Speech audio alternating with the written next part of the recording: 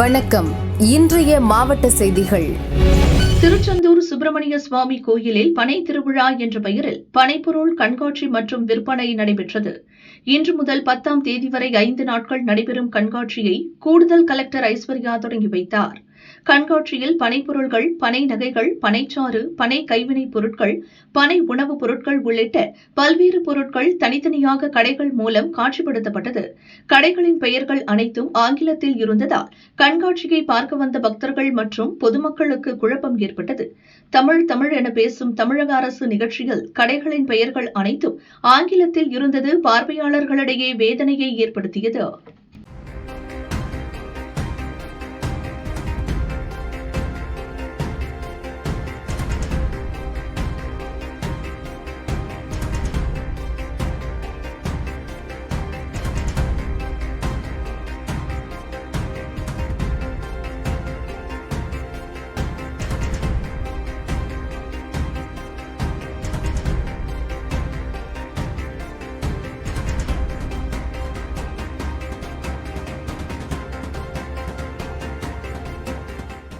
மதுரை மாவட்டம் மேலூரில் பெரியாறு வைகை ஒருபோக பாசன விவசாயிகள் சங்க ஆலோசனைக் கூட்டம் நடைபெற்றது.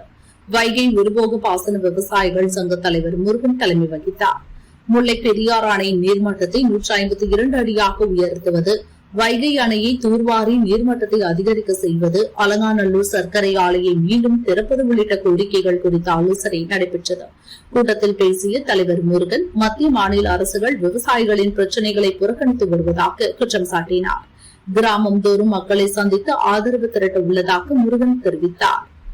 தமிழகத்தில் உள்ள அனைத்து கட்சிகளுக்கும் ஒரு வேண்டுகோள், தயவு செய்து விவசாயியின் குரல் சட்டசபையில் ஒலிக்கவும், எங்கள் விவசாய பிரச்சனைகளை உங்கள் காதுகளுக்கு கொண்டு வந்து சேர்க்கவும், மேலூர் பகுதி நம்ம விவசாயிகள் சார்பாக சுயேட்சையாக போட்டியிடும் எனக்கும் எங்கள் சங்கத்திற்கும் நீங்கள் அனைவரும் ஆதரவளித்து விவசாயிகளின் வாழ்க்கையை காப்பாற்றுவீர்கள் என்று நம்புகிறோம். சேலம் தலைவாசல் பகுதியில் தனியார் மகளிர் கல்லூரி செயல்படுகிறது. கூடமலை, கொண்டையம்பள்ளி பகுதிகளில் இருந்து ஏராளமான மாணவிகள் கல்லூரியில் படிக்கின்றனர். மாணவிகளை கல்லூரிக்கு அழைத்து வர வீரகனூர் வழியாக காலேஜ் பஸ் சர்வீஸ் உள்ளது. இன்று வழக்கம் போல் வீரகனூர் வழியாக பஸ் சென்றது. 20க்கும் மேற்பட்ட மாணவிகள் பயணித்தனர். அப்போது எதிர்த்திசையில் ஒரு கார் வேகமாக வந்தது. டிரைவர் கட்டுப்பாட்டை இழந்த கார் கல்லூரி பேருந்து மீது மோதியது. இதில் காலேஜ் பஸ்ஸில் இருந்த அனைவரும் அதிர்ஷ்டவசமாக உயிர் தப்பினர். காரில் வந்த சிறுவனுக்கு காயம் ஏற்பட்டது. உடனடியாக சிறுவனை மீட்டு வீரகனூர் அரசு ஹாஸ்பிட்டலுக்கு அனுப்பினர். முதலுதவி முடிந்த நிலையில் மேல் சிகிச்சைக்காக சிறுவனை சேலம் அரசு ஹாஸ்பிட்டலில் அட்மிட் செய்தனர். வீரகனூர் போலீசார் வழக்கு பதிவு செய்து விசாரிக்கின்றனர். முன்னாள் முதல்வர் ஜெயலலிதாவின் தோழி சசிகலா கடந்த வாரம் ராமநாதபுரம் மாவட்டம் பசும்பொன்னில் நடைபெற்ற பொதுக்கூட்டத்தில் புதிய கட்சி ஆரம்பிக்க உள்ளதாக அறிவித்தார். கட்சிக்கான புதிய கொடியையும் அறிமுகம் செய்து வைத்தார். இந்நிலையில் சிவகங்கை மாவட்டம் மானாமதுரையில் சசிகலா ஆதரவாளர்கள் மானாமதுரை சட்டசபை தொகுதி அலுவலகத்தை திறந்தனர். முன்னதாக கட்சி கொடியை ஏற்றி வைத்து பொதுமக்களுக்கும் தொண்டர்களுக்கும் இனிப்புகளை வழங்கினர். இந்நிகழ்ச்சியில் வக்கீல் குரு முருகானந்தம், அகரம் தலக்ராஜ், பசும்பொன் ராமகிருஷ்ணன், கீழ்மேல்குடி முத்துராமலிங்கம் உள்ளிட்ட ஏராளமான நிர்வாகிகள், ஆதரவாளர்கள், தொண்டர்கள் பங்கேற்றனர்.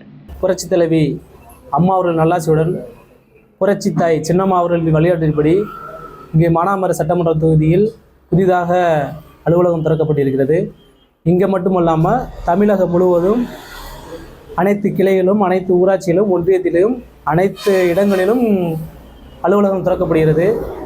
அது சமயம் பசும்பொன்னில் போன புரட்சித் தலைவர் அம்மா அவர்களின் பொதுக்கூட்டத்தின் சார்பாக கட்சி கொடியை அறிமுகப்படுத்தினார். மிக விரைவில் கட்சி பெயர்களையும் அறிமுகப்படுத்தி அம்மா தலைமையில், சின்னம்மா தலைமையில் மெகா கூட்டணி அமைத்து தமிழகத்தில் 2026 மாபெரும் வெற்றியை அடைய அம்மாவின் உத்தரவுப்படி நாங்கள் செயல்பட்டு கொண்டு வருகிறோம். எங்களது மாவட்டமான ராமநாதபுரம் மாவட்டம் கமுதியில் புரட்சி தாய் சின்னம்மா அவர்கள் கட்சி கொடியை அறிமுகப்படுத்தி சென்றிருக்கிறார். அடுத்தபடியாக கட்சி கொடியையும் அறிவித்து மிக பிரம்மாண்டமாக எழுச்சியான ஒரு பொதுக்கூட்டத்தையும் ஏற்பாடு செய்ய இருக்கிறோம். அதற்காக ஏற்பாடுகளையும் புரட்சி தாய் சின்னம்மா விரைவில் அறிவிக்க உள்ளார். அது மட்டுமல்லாமல் தமிழகமே திரும்பி பார்க்கக்கூடிய கூட்டணியை அமைத்து எதிரிகளுக்கும் துரோகிகளுக்கும் ஒரு சவுக்கடியாக இந்த 2026 தேர்தலை பொதுமக்களின் நல்லாட்சியையும் அம்மாவின் வழியில் நடத்தி காட்டுவார் என்பதை இத்தருணத்தில் சொல்லிக்கொண்டு 2026 புரட்சித்தாய் சின்னம்மா அவர்கள் அமைக்கின்ற அரசியல் வியூகம் 2026 தமிழ்நாட்டின் முதலமைச்சர் இவர்தான் என்று தீர்மானிக்கின்ற இடத்தில் புரட்சித்தாய் சின்னம்மா அவர்கள் இருக்கிறார்கள். 2026 சட்டமன்ற பேரவை பொதுத் தேர்தலின் டிசைடிங் ஃபேக்டர் புரட்சித்தாய் சின்னம்மா அவர்கள்.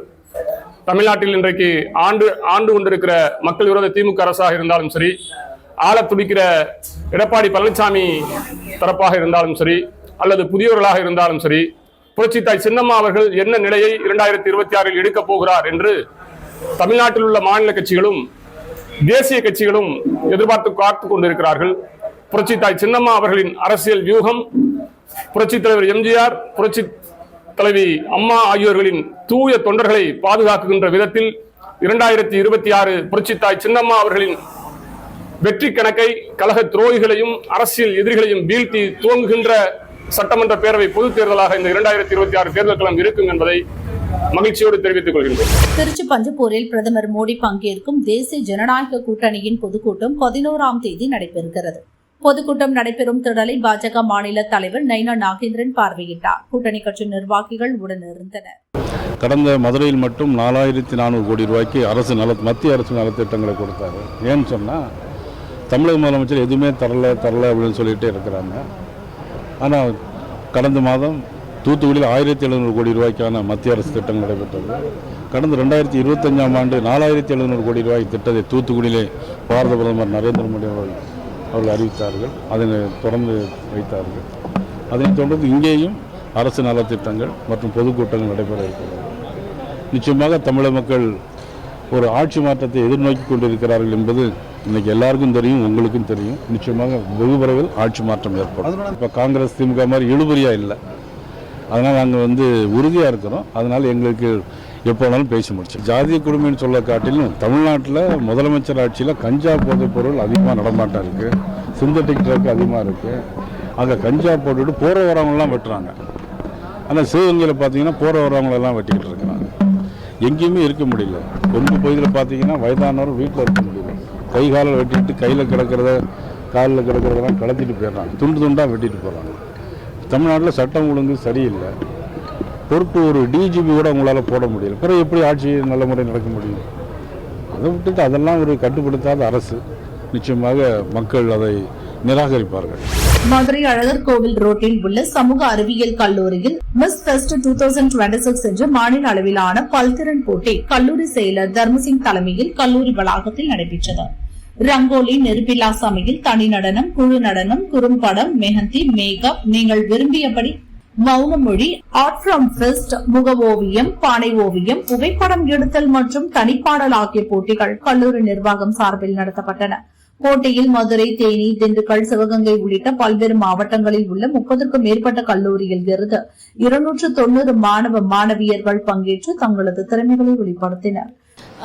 இங்கே நாங்கள் வந்தது எப்படின்னா ஒரு புதுசாக ஏதாவது தெரிஞ்சுக்கணும் அப்படின்னு சொல்லிட்டு தென் அதுக்கப்புறமா எங்களுக்கு எம்பவர்டு உமன் எம்பவர்டு ஹேர் அப்படின்னு சொல்லிட்டு டாபிக் கொடுத்தாங்க. அதை பேஸ் பண்ணி ஃபேஸ் பெயிண்டிங் பண்ணியிருக்கோம். இதில் எப்படின்னா விமன் எவ்வளோ தூரத்துக்கு சஃபர் ஆகுறாங்க படிக்க வைக்காம, அதே படித்தாலும் அவங்க எவ்வளோ தூரத்துக்கு எவ்வளோ ஸ்ட்ரகிள்ஸ் எல்லாம் ஃபேஸ் பண்ணுறாங்க அப்படின்றத இதில் இந்த பெயிண்டிங் மூலமாக சொல்லியிருக்கோம். நாங்கள் இப்படி பார்ட்டிசிபேட் பண்ணுறது ரொம்ப சந்தோஷமாக இருக்குது. நிறையா காலேஜுக்கு நடுவில் நாங்களும் பார்ட்டிசிபேட் பண்ணுறோம் அப்படின்றது கொஞ்சம் ப்ரௌடாக இருக்குது. இது ஒரு புது ஒரு எக்ஸ்பீரியன்ஸ் மாதிரி இருக்கு. தேங்க்யூ. கல்லூரி முதல்வர் முனைவர் ஜெயக்குமார் வாழ்த்துரை வழங்கினார். மாணவர் மன்ற தலைவி சப்ரின் ஜாஷிதா வரவேற்றார். மிஸ் ஃபெஸ்ட் 2026 என்ற ஈவெண்ட்டை எங்கள் கல்லூரியில் ஸ்டார்ட் பண்ணியிருக்கோம். இதில் டிஃப்ரெண்ட் ஈவெண்ட்ஸ் வச்சுருக்கோம். மொத்தம் 14 ஈவெண்ட்ஸ் வச்சுருக்கோம். இது on stage and off stage ஈவெண்ட்டாகவும் வச்சுருக்கோம். இதில் ஆல்மோஸ்ட் ஒரு 30 காலேஜில் இருந்து பார்ட்டிசிபேட் பண்ணியிருக்காங்க. போத் பாய்ஸ் அண்ட் கேர்ள்ஸ் வந்திருக்காங்க. நாங்கள் mostly government arts and science காலேஜை ஃபோக்கஸ் பண்ணி தான் பண்ணியிருக்கோம். அவங்களோட பார்ட்டிசிபேஷனும் நல்லா இருக்குது. 250 to 275 ஸ்டூடெண்ட்ஸ் வந்திருக்காங்க வெளியே இருந்து. ஒவ்வொரு வருஷம் நடத்திட்டு இருக்கோம். இந்த மிஸ் ஃபெஸ்ட் ஆனது ஒவ்வொரு வருஷம் நடத்திட்டு இருக்கோம். ஸோ இது அமங் தி காலேஜ் ஸ்டூடெண்ட்ஸ் ஒரு மோட்டிவேஷ்னலாக இருக்கும் அன்றதுக்காண்டி நடத்துகிறோம். இது நல்லா சிறப்பாக போயிட்டுருக்கு. அப்பார்ட் ஃப்ரம் இந்த கல்ச்சுரல் தவிர்த்து வேறு ப்ரோக்ராம்ஸ்லாம் நடத்துகிறோம். ட்ரைனிங் ப்ரோக்ராம்ஸ் இந்த மாதிரிலாம் நடத்துகிறோம். ஸோ எது பண்ணாலும் எங்கள் காலேஜுக்கு கொஞ்சம் ப்ரையாரிட்டியாக வருவாங்க. அது எனக்கு ரொம்ப பெருமையாக இருக்குது. இந்த ஈவெண்ட்ஸுக்கு எல்லாமே வின் பண்ணுற ஸ்டூடெண்ட்ஸுக்கு கப்ஸு, சர்டிஃபிகேட்டு, பார்ட்டிசிபேஷன் சர்டிஃபிகேட்ஸு இதெல்லாம் கொடுக்குறோம். அப்புறம் ஓவரால் ட்ராஃபி ஓவராலாக வின்னிங் டீமுக்கு ஓவரால் ட்ராஃபி கொடுக்குறோம். சிறப்பு விருந்தினர் சின்னத்திரை நடிகர் யோகேஸ்வரன் வெற்றி பெற்ற மாணவ மாணவியர்களை வாழ்த்தி கோப்பை மற்றும் சான்றிதழ்களை வழங்கினார்.